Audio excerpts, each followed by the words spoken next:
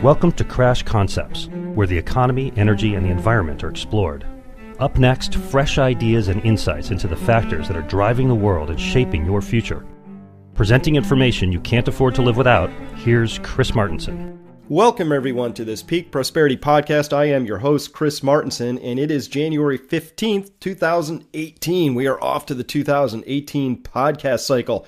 Hey, I think there's an oil price shock coming in a few years at most, and I think that's going to upset the global pile of debt as surely as a shocking rate hike would. Why do I think that? This is a fairly contrarian position to take at this time, with many people, a lot of analysts even, convinced that oil is abundant and that specifically U.S. shale oil growth is going to keep oil abundant forever. But here's a shocking statistic. In 2017, the least amount of new oil was discovered since the 1940s. Less than 7 billion barrels reported as discovered. Now, this is in a world that burns more than 30 billion barrels a year. And guess what?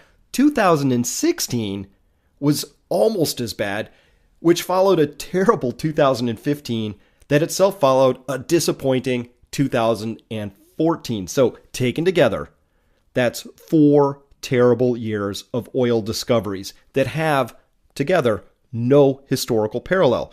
The very worst 4 years of global discoveries in the entire history of oil, at least as far as my data set is concerned, which begins in the 1920s. So here's why you should care a lot about that particular statistic and the subject of oil in general. There is simply no question about this.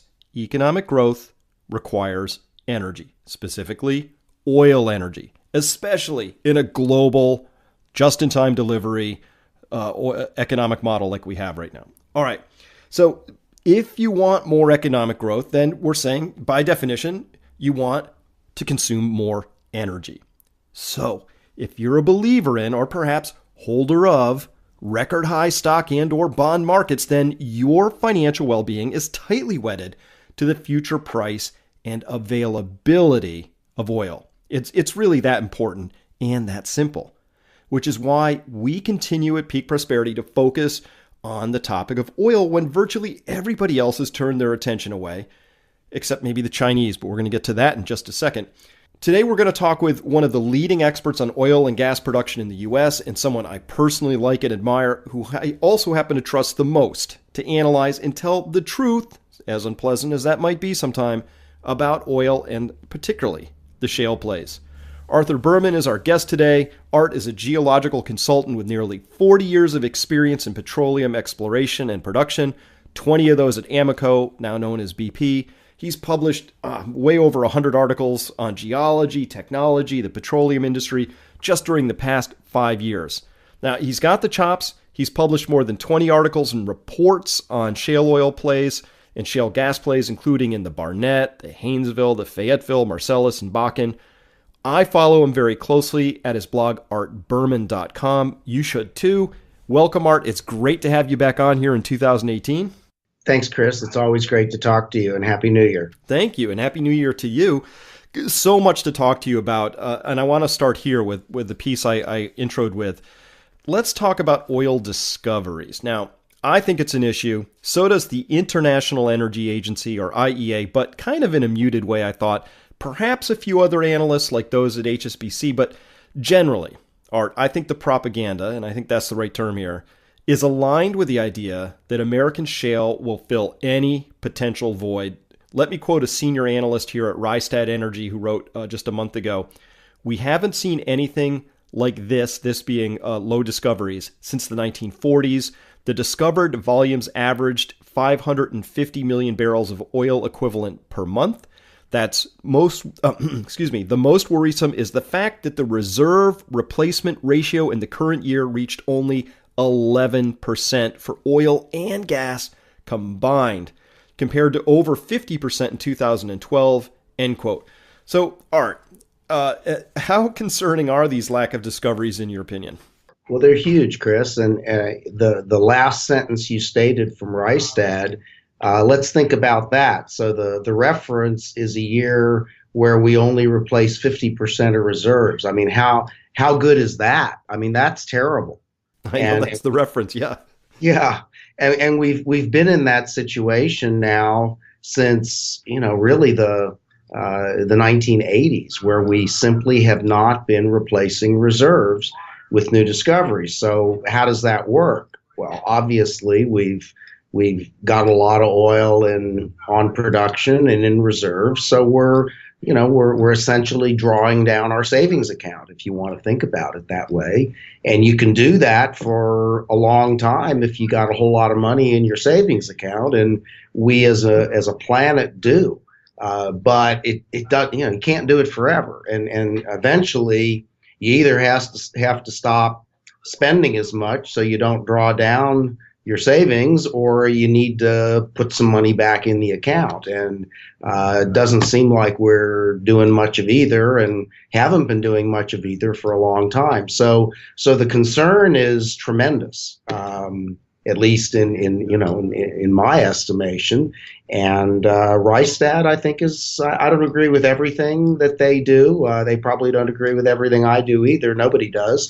Including me sometimes, but I think they have considerable credibility, in my opinion, and I pay attention to what they say and what they write. So there you go. Now, the reason I'm hoping this is creating more alarms behind the scenes than is apparent out here in the cheap seats. Art, I can't see any apparent concern about this in the U.S. government anywhere at this point in time. I'm not even sure where Europe stands on this, but to me, a world that's replacing 11% of what it's using clearly has some issues coming forward. And I believe the maxim in your business is you got to find it before you can pump it. We're not finding it. I guess some people are thinking, well, shale's going to fill in the gaps, or guess what? When oil goes back up in price, we'll find more of it. Hey, Trump just opened up a lot of the coasts for drilling. We'll find more. But talk to us about the lags that I don't think most people appreciate this. It's not like we could ram oil up to $200 a barrel tonight, and tomorrow we find a big field, and the day after that we've got some gas at the pumping station. Talk to us about the lag that exists in your industry. The lags are variable, of course, but I think, to be fair and even a little optimistic, from discovery of a big field, giant field even, historically, we're talking about somewhere between 6 and 7 years absolute minimum to get to first production, and more commonly we're out 9, 10, 11 years. And the real poster child, if you will, is the Kashagan field in the Caspian Sea, which was discovered, I think, in the early 2000s. And here we are in 2017, and they're finally just maybe getting ready to ramp up to full production. Now, it's a great example because they've had all kinds of political problems, economic problems, high sulfur oil problems. I mean, they've had every problem in the world. So perhaps it's extreme, but it's also the biggest discovery that's been brought online in the last 20 years. So in a way, maybe it's a cautionary tale. So to convert a reserve to supply is not trivial. It takes not only time, but it takes a lot of money. And so just because you've made the discovery doesn't mean you're out of the woods as far as finding the capital, getting the cooperation among partners. There are always partners. Hopefully you've got the cooperation of the government who hosts that field. So there's a million problems. Nobody's figured out a way to shorten that time. And that's part of the appeal of the shale plays, because you're not required then to get into these big issues of platforms, production platforms that often cost billions of dollars, and putting pipelines subsea and all that kind of thing. With a shale well, you can go out to West Texas or North Dakota or South Texas or wherever, and you can punch a well down pretty quickly, and you can get it on production reasonably quickly because the infrastructure is there. And so this gets to the whole notion on return on capital employed, which is a biggie for for any corporation. How quickly can you show a return for the money you spent? And if you're putting your money in Kashagan or some long-term, expensive, multi-year kind of capital-intensive program versus spending a few $1,000,000 on a well in the Eagle Ford Shale, well, there's no question. The trade-off the trade-offs are multiple, but principally it's size. You go out and you drill one well in a shale play, and let's just be, middle of the road on it. Let's say it gets you maybe 250 or 300,000 barrels of oil, whereas you go out and you develop a Kashagan and you got 30 billion barrels of oil. So you're making lots and lots of little bitty contributions that in total don't add up to anything close to what the big fields. And we can talk about decline rates and all the other problems with shale plays, but just to keep it simple, that's what you're talking about. It's it's death by 1,000 cuts. You can get it pretty quick in the shale plays, but it's not really contributing all that much to our global supply.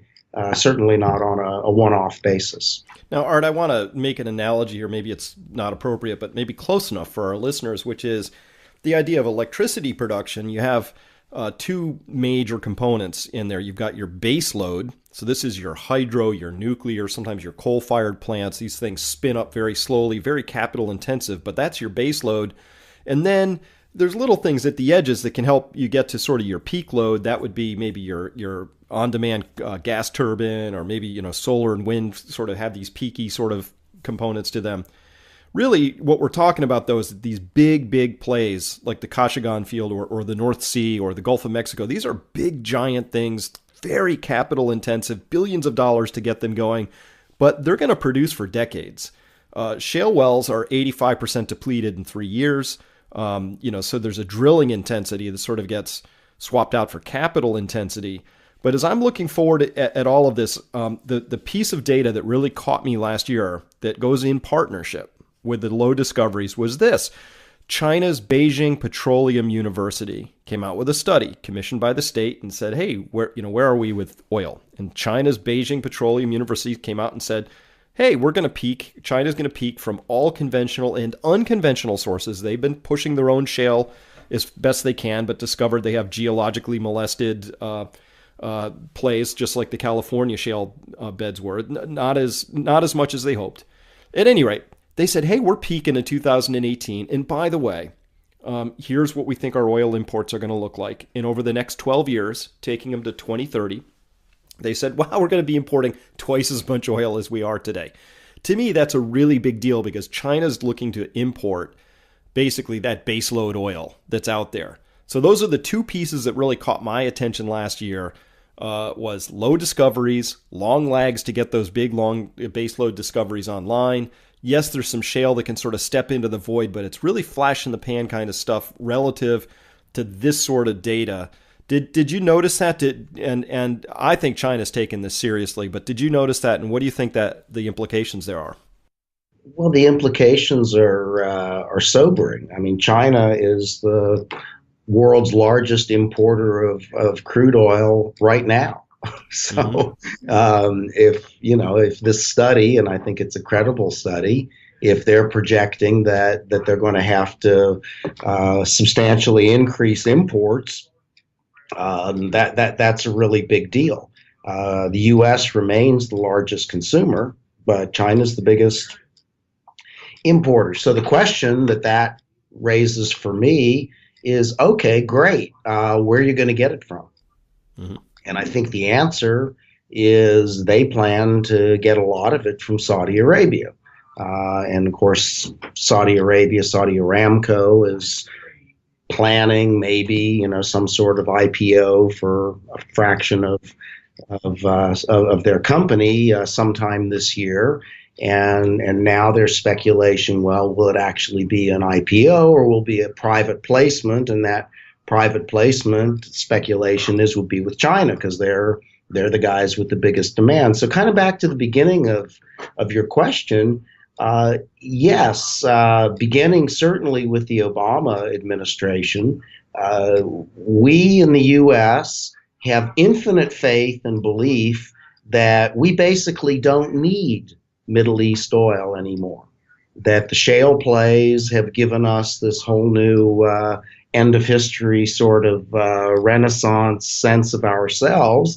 And you can see it in our foreign policy, the pivot or the shift, if you will, from Saudi Arabia to Iran, the shift away from other of our long-standing Middle Eastern allies, including, of course, Egypt and Israel, who don't have a lot of oil. But and you have to go back really to FDR to understand that the centerpiece of U.S. foreign policy ever since World War II has been to maintain supply of oil. And of course, back in FDR's time, the U.S. was 100% oil self-sufficient, and we were by far, I think we produced something like 52% of the world's supply. So, here's a guy who, without any immediate supply issues even on the horizon, said, we've got to look after our own oil security, made a deal with Saudi Arabia to provide that. And here we have the Obama and the Trump administration saying, we don't need your stinking oil anymore. We're the big guys on the block. China's saying, whoa, here's an opportunity for us. And so and so what does that mean to us, other than political gamesmanship? Well, we get for whatever else people might say, the United States still imports 7 million barrels a day plus of crude oil. And even if you work the net to some of our exports, we still import pretty nearly, on average, 6 million barrels a day. I mean, that's a huge volume. We get an awful lot of it from the Middle East. Well, if the Middle East is diverting their supply to countries like China, guess what? It's not available to us, or it's not available at the price that we want it. Not to mention the fact that Saudi Arabia, I was there a year ago, their population's exploding. They're using more and more of their domestic consumption domestically, so there's always less to export. So these should be primary concerns to anyone who even remotely thinks about the future, and certainly for people that connect, as you and I do, the supply and usage of petroleum to economic well-being. Indeed, and to me, it's a really big deal, and I think my concern is that, and I used the word propaganda before. I don't think that's too strong of a term, because I think one of the effects of propaganda art is that it disconnects you from the underlying reality, and it does it in an emotional way. And I've noticed a lot of people coming forward with emotional arguments, practically, or sometimes overtly, saying, hey, we'll just, it's going to be electric cars. The propaganda takes the form of saying peak oil demand, right? That's it, including all the way out to a Stanford University professor who proclaimed that there won't be any more internal combustion engines by 2030. I don't think that guy's ever run a manufacturing anything. I don't think he's even manufactured sandwiches before to make such a crazy statement. But, there's that argument says, hey, we'll just wander away from oil anytime we want on our own terms. I think that's just evidence of a remarkably effective but ridiculously short-sighted and probably ultimately damaging view about how central oil really is to our economy. And I think to notice how central it is, all you have to do is pay attention when you're driving, somewhere. So what are your thoughts there? Right. Well, first of all, let me say that I'm all in favor of moving away from, petroleum-based economy. It's inevitable. We have to go there eventually, either for reasons of, what it will cost to continue to power our economy on petroleum. And then there are, planetary and climatic issues that I, for one, take quite seriously. I don't know that we need to get into that right now, but there are multiple reasons. Now, having said that, I don't quite know what to make about those who believe that this transition can be made any quicker. Well, let's go back to our discussion of getting from discovery to first oil. We're talking a decade, let's just say. Well, how about transitioning an entire country or an entire civilization from one form of energy to another? And sure, we all want to be optimistic about how we can do that, but let's be realistic for a minute, and understand that that renewables, and you got to be careful when you look at the data. Let's just talk about solar and wind for a minute, because there are a lot of other categories that are murky. We're looking at best, those supply about 3% of the world's primary energy needs right now. Okay, so let's say that that our usage is expanding at the speed of light and the cost is going to zero. I think any practical person knows that you don't go from 3% to even 20%, much less 100%, in a world of 7 billion plus people in anything less than decades. It just takes forever to get those, no matter how much you want to and no matter how much you can afford to, you just can't make those changes very quickly. That's just a fact of statistics, if you will. The other thing that you have to look at is, well, is there any evidence that we see for demand for oil peaking? And again, understand where I come from. I would like to see that. Mm-hmm. Me too. First of all, because I think we ought to conserve the resource we have left. But I see absolutely no evidence that that is the case. I mean, global demand for 2017, which is over, is higher than it was in the previous year. And you look at historical numbers going back to 1970 or so, and on average, demand for oil increases about 1.3 million barrels per day per year. And it doesn't deviate very much from that, except in years of profound economic distress, like the 2007-8 financial collapse, and it bounces right back. So again, my sense is that I want to believe, and when I see it, I'll sure tell everybody about it. But I don't see it yet. I would agree. I've even read articles in Bloomberg, of all places, probably by some junior journalists. So let me not be too dismissive here. They'll learn, but are saying that oil demand is already in the peaking oil demand is already in the rear view mirror. It's a done deal. But the data looks to me like a pretty straight line. 1.3 million more barrels per day per year, might be even higher this year. I think we're looking at maybe a 1.7 million barrel per day increase, but that's the data. The data says we're burning more of this stuff. And of course, whenever I travel, Art, I'm burning oil, but all I see is oil use everywhere. It's kind of like Neo in the Matrix. Once you can see the Matrix, oil's just very central. And this is why I'm really focused on it. I want to stay focused on it. I think the lack of discoveries is going to bite supplies in another 3-4 years, somewhere in that zone at most, maybe as early as 2 years. I don't know. We'll see. And this is why I really want to focus on a couple of near-term things with you. You wrote recently that higher oil prices are likely in early 2018. Last time we talked a year ago, you were calling for higher oil prices. Oil is up 50% since that conversation. When you're talking about higher oil prices in 2018, you're talking supply and demand. You've got your finger really on the pulse of what's going on. This is a big shift that's different, I think, from what we've seen over the past 3 or 4 years, a regime of where supply and demand are actually seem to be balanced, at least from the data I've got. Talk to us about that and why you're calling for higher oil prices here. Sure. So I wrote a post a couple of months ago. I think it was in early November. And I said, if things keep on the way they're going, I would expect to see oil prices of around $67 a barrel, WTI, U.S.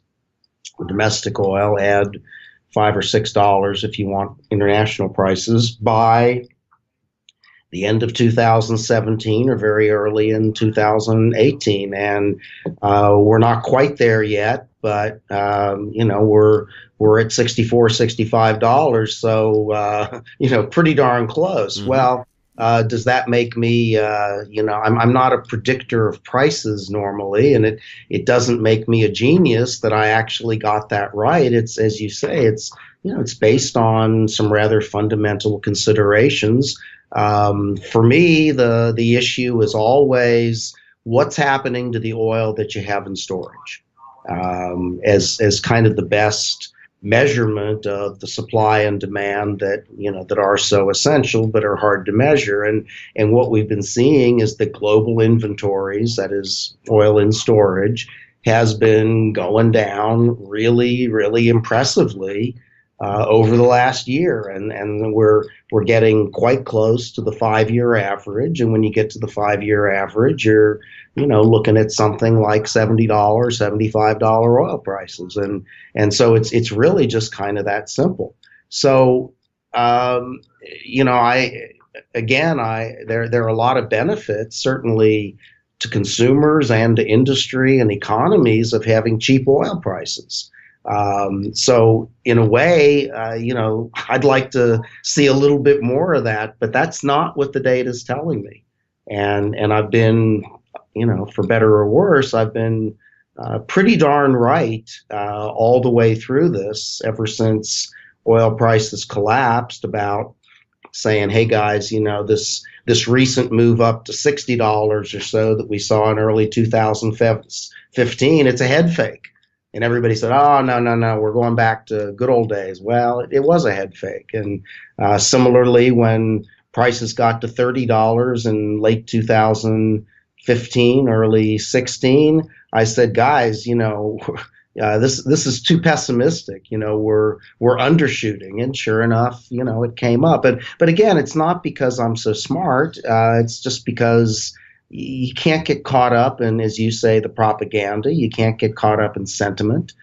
You pay attention to all that. But in the end, I look at what happens to inventory. So to my way of thinking, Chris, we're coming out of this 3 years of oversupply pretty darn quickly. And we can talk about why, but that's the bottom line. And so the next question is, if you like that, and some people do, then the next question for me is, well, what's the impact of higher oil prices on the global economy? And what some people think, that the economy is getting better.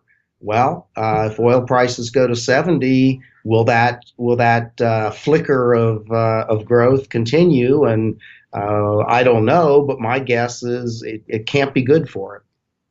I would totally agree, because when you are a weaker element of the global scene, I don't care whether you're struggling as a low income family, having to commute 30 miles because that's the cheapest housing you could afford, or you're Greece, where you import 100% of your oil and you're so dependent on tourists, higher oil prices are just sand in the transmission of that global economy. And with the world having so much debt, well, it remains to be seen. I mean, I'm on record here that if oil really gets into structural shortfalls and shoots way up in price for whatever sets of reasons, I think that's going to be a shock to the global system.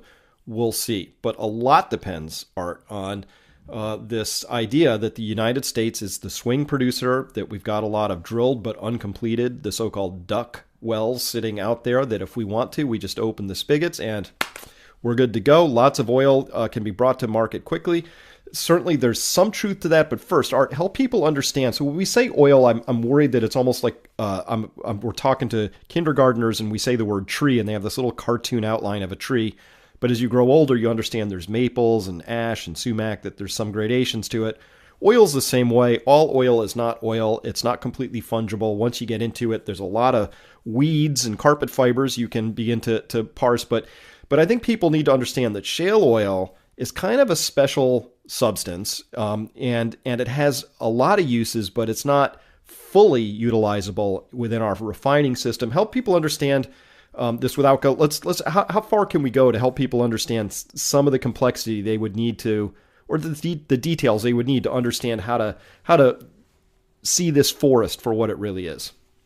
Right. Well, this is an important point that you raise, Chris, and I think that most people, certainly people in government and a lot of journalists, oil is oil for them. They don't see that there's any real difference to speak of. Maybe it's like coffee. There's different flavors, but it's it's coffee. It's oil. So the oil that is produced in these various tight oil plays is very, very light. Okay, that means that it's it's watery. It's not heavy, thick stuff. And the global average is much thicker or heavier, and therefore all the world's refineries, ours included, are engineered for the heavier stuff. And therefore, there is a limited capacity to refine this ultralight oil, which is what it is.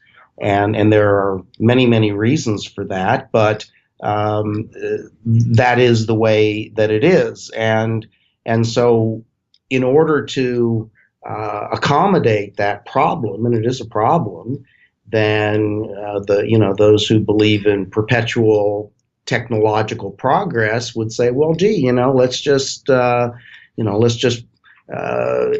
some capacity for this ultralight stuff to our refineries and global refineries, and no problem. Well, there is a problem, because that's another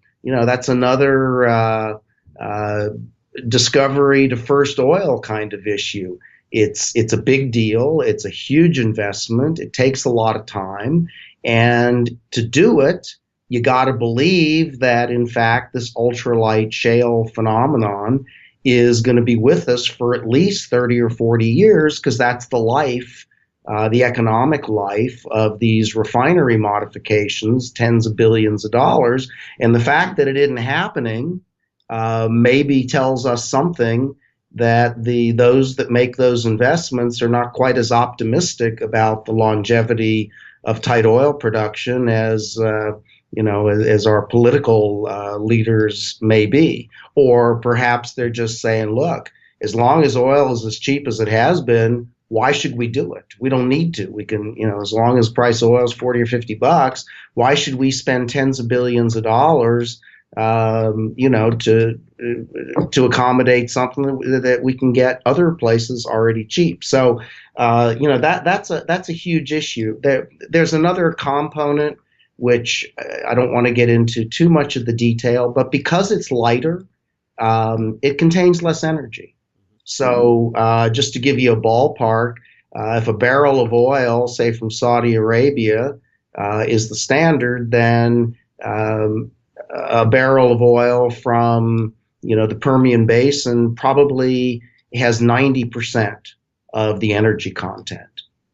So it has less energy in it, so you can't do as much. Now, the other thing that is important is that a lot of companies and a lot of people talk about oil equivalents. They say, oh, well, our average well in the XYZ shale play is going to make 500,000 barrels of oil equivalent. Well, what does that mean? Well, what that means is that it makes a lot of gas, and they're doing some kind of a conversion to say, well, so much gas is about equal to a barrel of oil. And okay, well that's great. I get that from an energy content standpoint. But the last time I know about it, you couldn't put natural gas in an airplane. Hmm. I can't put it in my car. Yep. There's just a lot of things that natural gas is good stuff, but just because it has the same, certain number of cubic feet of natural gas contains the same joules or calories as a barrel of oil, doesn't mean that I can use it for what I want to use it for. So part of that number that you hear is in a way inflated by, maybe 20% of it is actually natural gas. That, I mean, there's nothing illegal or even unethical about using that conversion. It's just that not everything is what it seems. So things are not quite as good as some people would like to think. Well, I want to talk about this in particular because I think this is an important component. And a barrel is not a barrel. This is important to understand. And if I was a refiner, if anybody listening to this was in the refining business, you're a business. You have some inputs, you have some outputs. A barrel comes in. What are you going to do? Well, what are the outputs? Well, there's the ones we know about that are pretty obvious. I want to get some gasoline out of that. I'd like to get some diesel, some jet fuel, maybe some heating oil, some bunker fuel, some things like that. And the light oil just has a different blend of outputs, which you have to have markets for, and there have to be enough people willing to buy that, which is why when we talk about the U.S. becoming an exporter of oil, I read this all the time. What we're really doing is we're exporting the stuff that we can't get rid of anyway. These NGLs, the natural gas liquids, the condensates, the super light stuff, like we're putting it in big ships and sending it away because we don't really have any place to store more of it or use it at this point. It's just, so that complexity I think is important to understand. But in particular, when we get to shale oil, this is something I wrote about recently, and so much depends on these individual wells delivering what people are expecting. So I saw your input on this. It was really helpful. This piece, I'm trying to bring some of this complexity out, where I noted that none of the data that I could find, including your own excellent decline analyses of shale wells, you were doing specific shale wells in the Permian area. I looked at other decline data from the Bakken area. None of these supported what I was reading about as the average ultimate recoverable oil from shale wells. And so I pulled up an article where it was using Rystad data, not to pick on them, but that was the article I pulled, where they were quoting EURs, or these estimated ultimate recoverable per well data for the Bakken. They were saying the average was 700,000 barrels per well. The data that I have is at best half that. And the data is good, Art. It's broken out by vintage, by quarterly year, like 2015 first quarter wells. You can look at all of it. You can grab all the data. It's all there. It's public.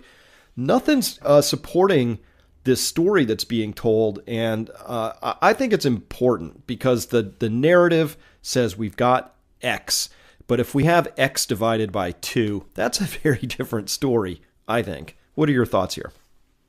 I've had this problem ever since I started evaluating first shale gas and then the tight oil plays. So, I mean, this is something that for me goes back to, 2008, 2009.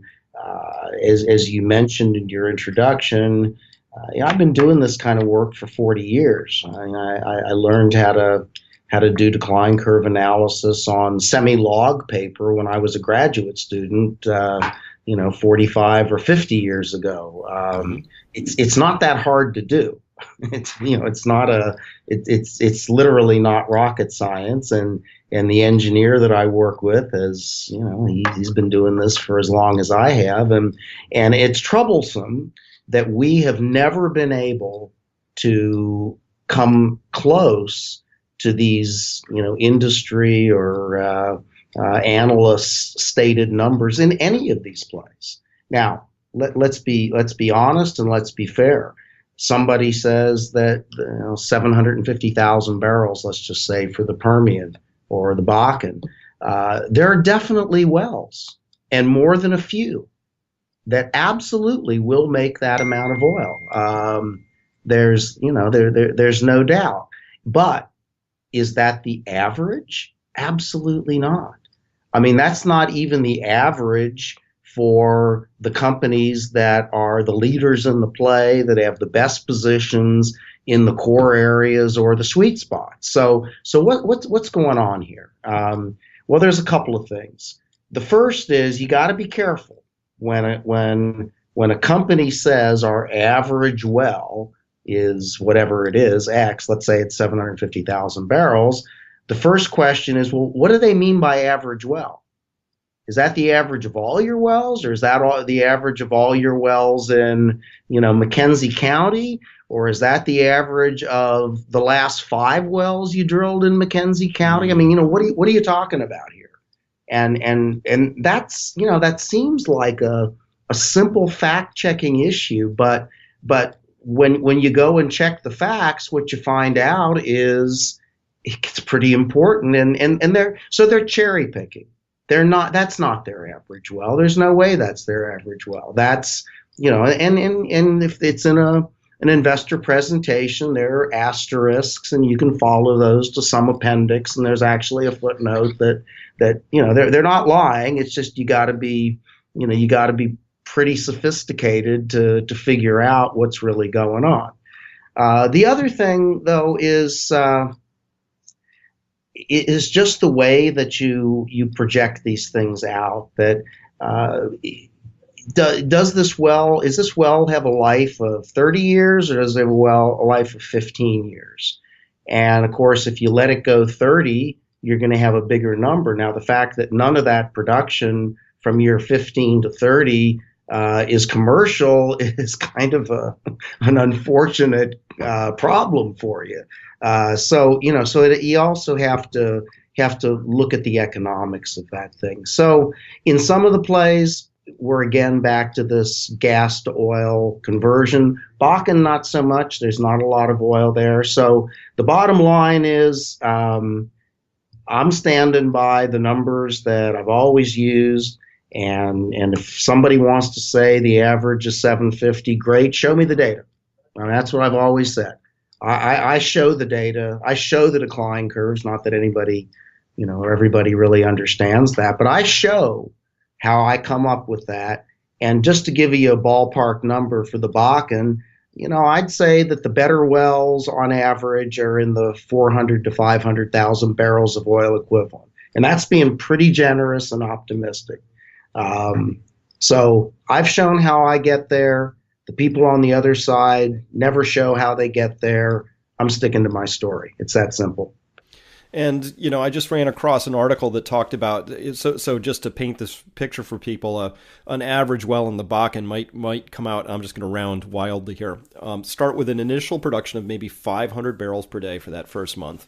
And it goes down rather rapidly from there. And at some point, though, as you say, people project, hey, this will be in operation for 30 years. But an average well in the Bakken drills down 10,000 feet, tips sideways, and then might go another mile or two, depending on the well, off to the side and that horizontal component. And what I've been reading lately, Art, is that once the initial pressure of the well is gone, now you're in the business of putting the nodding donkey, as they call that ubiquitous oil pumping device that has to then pump the oil up from a very deep area. And by the way, this is a pump like you would if you could see it, there's a rod that goes down into the ground and it connects to something down there. So it's moving parts that have to go down, a very, very long well bore. That, by the way, we'd love to think is perfectly straight, but probably takes a few wiggles and jiggles along the way.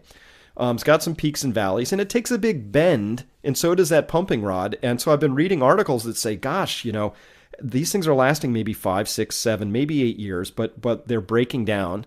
And so this idea that we're going to be able to fight that entropy of the breaking and the wearing out of this very long, complicated, bendy, twisty pumping apparatus, that has to be economic. You use that term, like the from years 15 to 30, that has to be economic oil, meaning the cost of maintaining and replacing and repairing can't be greater than the value you extract from the oil that comes up, which, by the way, may have a higher and higher water cut as well, meaning you got to separate that, et cetera, et cetera. So the cost of all that, Art, do we have any sense yet of that these wells really are going to be economic for 30 years? I mean, don't we have enough data to begin to say there's some question marks here? Right. Well, that brings up a number of points. So, the first, since we're talking about the pump jacks or the nodding donkeys, um, those are designed for conventional reservoirs that have good quality when it comes to porosity and permeability. Now, almost everyone listening to this podcast knows that shale wells don't have that, and they have to be hydraulically fractured to produce anything at all. And so we're talking about wells that have a millionth to a billionth of a Darcy of permeability. Maybe an average conventional well, has half a Darcy. So we're talking about things that are, it's a comparison of a bacterium to a salt grain or something, or orders of magnitude smaller. So the point is that I cannot find any evidence that putting a pump on a artificially fractured shale well accomplishes anything whatsoever as far as bringing more oil to the surface. And I've got sources in places like the Eagle Ford Shale where they're doing that say two things. First of all, it's not effective. And second, the point you make is that they're always in there fixing rods and suckers and all of the mechanical equipment, and that's a cost. The EURs that we just mentioned a little while ago, all we're doing there is predicting out the oil production. But what happens as a well loses its energy, its reservoir energy, is you start to produce more water. Nobody ever talks about the water. The water has to be disposed of, and that's a cost. Okay, and so water production increases, oil production decreases. You're having to spend, let's just say, $1 a barrel to dispose of that water. So, you may still have some oil to produce, but eventually the water production gets too costly, and you have to abandon the well because you're spending more than you're making. So the artificial lift or pumping, it doesn't work on a shale well. Nobody ever talks about the water production. The mechanism that brings the oil to the surface is the natural gas that's dissolved in the oil. As it goes into the wellbore, it expands because it sees a lower pressure environment at the surface, and it's that expansion of natural gas that actually lifts the oil to the surface. Well, the study I did on the Bakken shows that the gas oil ratio, the percentage of gas, is declining. Okay, that says you're running out of the fundamental energy to bring the oil to the surface. If you believe what I said, which is that pumping it is really not a viable option, that says you're done. That says you're done when the gas goes to too low of a level. Now, all of those decline curve analyses don't take that into account. They assume that the way the well starts is the way the well ends. And then the final point I'll make is that an awful lot of these very optimistic, 750,000 barrel equivalent EURs are based on comparing the first few initial months of production in the new wells with older wells. And so the initial production rates are higher, and therefore the analyst says, or the company says, oh, well, since the initial rates are, let's just say, a third higher than wells that we drilled in 2015, 14, 13, then the EUR ought to be a third higher. Well, no. What's going on is you're spending more money, you've got better completion technology, better fracking technology, you have a much higher initial rate, fair enough, and the decline rates are also much more acute, and therefore you've done nothing to improve the EUR, you've just accelerated the early rate of production. And that may be nice from an economic standpoint. You might pay out the well a little quicker if you ever do, but it doesn't give you any additional oil. Those are and that may be a level of complexity that, is a lot for, for our listeners to absorb. But those are really important issues for those of us who live in the oil business that are never talked about. Well, indeed, and I, to wrap this up, one of the things I'd like to point people towards is that this is the kind of complexity, though, that if you want to be an investor in this space, if you, maybe you've people I know have got portfolios where drilling and resource companies have been put in there, but this is really critical to understand. And one of the things that, I've been jumping up and down, and I know you have as well for a long time, is that, listen, under any price environment, whether oil was over 100 a barrel or under 30 or it was 50 or 60, doesn't matter. The entire shale business has been cash flow negative and has been burning cash, and it's done it through equity raises and debt raises and you name it, but their capital expenditures have exceeded their operating income for a long time, operating cash flows. So I look at that and I just say, wow, what is going on here? There must be something to this story, because if you have a principal thing, which is called a well, that depletes in 3 years, and you've been in operation for 8 years, sooner or later, or 10 years, sooner or later, there ought to be positive cash flows kicking out from that at some point along the way. And it's not insignificant. It's hundreds and hundreds of billions of dollars have been thrown into that negative cash flow machine. So all things being equal, if you have something that primarily depletes within 3 years and you've already expensed the capital for that, and that was a negative cash flow environment for you, I am personally hard pressed to understand how that gets better, even if the price of oil goes up and your current operations somehow become cash flow positive. Isn't all that cash burned? I mean, has the capital that's been betrayed? I mean, I can't square that circle. I'm having trouble with it. It's gone. Yeah, you're right. And so you ask the question, well, when oil was $100 a barrel, these companies were cash flow negative. When oil was $40 a barrel, they're cash flow negative. So the price of oil maybe doesn't matter all that much. And what really matters, and the reason that, that's true, is that when prices are high, all the costs associated with it are high. And when prices are low, oil field service companies, the guys that lease you a drilling rig or do a frack for you or sell you pipe, they discount their rates so that it's fundamentally, to use a cliche, it's the same difference. Yeah. If you're not making money at one price, that doesn't mean you're gonna do better at a higher price. The other thing to say is that let's just talk for a second about reserves. I mean, I did a study about a year ago based on the year-end reports by all these public companies in the shale business, and they're required to say, look, these are our reserves in this play, that play, and the other play, and I focused on the Permian Basin, and because we kind of know what the reserves are of the Bakken and the Eagle Ford. They've been around for long enough, and the EIA publishes that, and roughly it's about 5 billion barrels per play. Okay, so the Permian is, the great hope. It's got to be much bigger than any of those guys.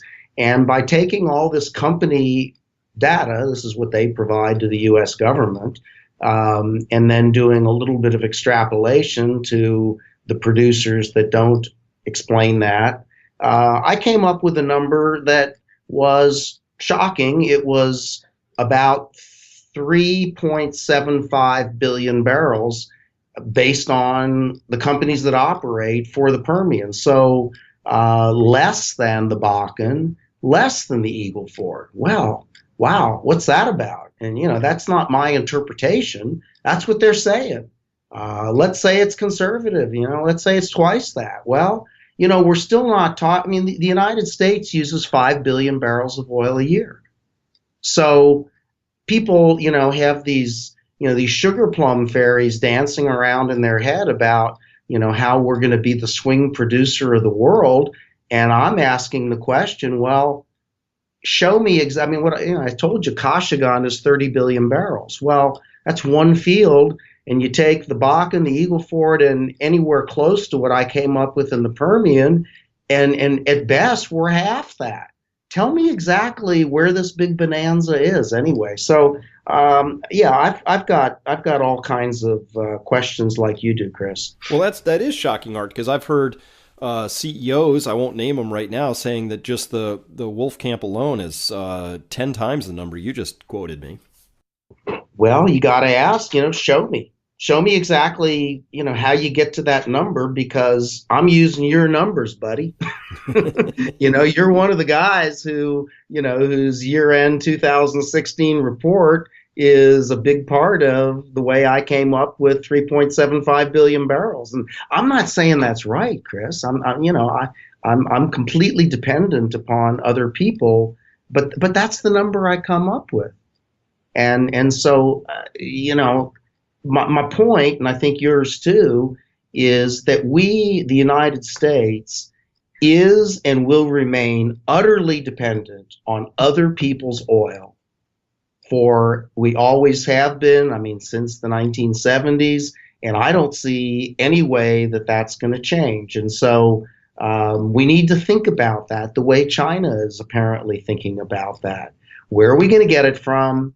What kind of relationship do we have to have with those countries that could supply it, and what's it going to cost? And I promise you that it will not get cheaper.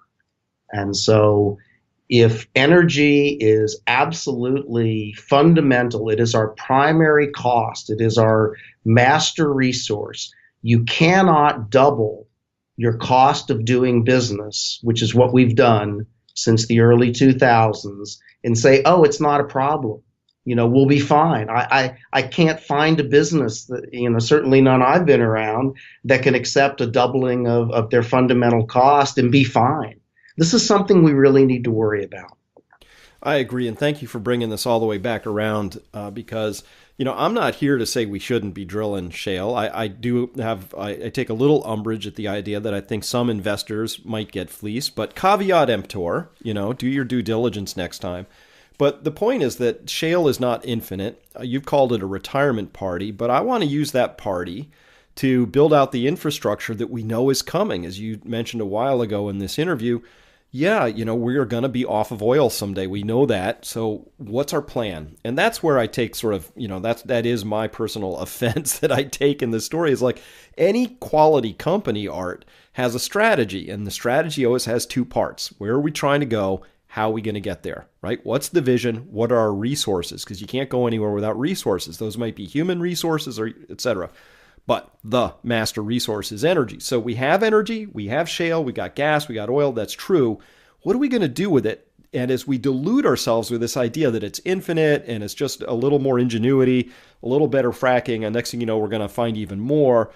To people who study it, we know that's just not the case. And so that's why I do what I do, and really applaud what you do is to surface these ideas, surface the details, decartoonize a barrel of oil into its actual components that are important, so that we can begin to have the conversation we need to have, which is where are we going and how are we going to get there? And so that's really why I'm focused on this. And if people lose or make a little money along the way, whatever, it's not the important part. The important part is, there's a big change coming. Oil isn't a forever substance. We know we're getting off of it. So why don't we get off it on our own terms rather than some other terms?